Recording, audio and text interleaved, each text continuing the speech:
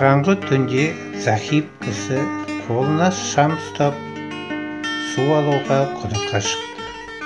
Оны көрген әлдекім: «Саған шамның не керегі бар? Онсыз да жолды көрмейсің ғой» деді. Сонда ол: «Көрмесем де көзі көретіндер мені соғып кетпесін деп ұстап келемін» деген екен. «Білімсіздер қағып соқпас үшін әрдайым ақылдың шамын жағып жүрмін» деген екен. Сондай-ақ қыздарыма айтар ақылым: ақыл шамы еш уақытта сөнбесін.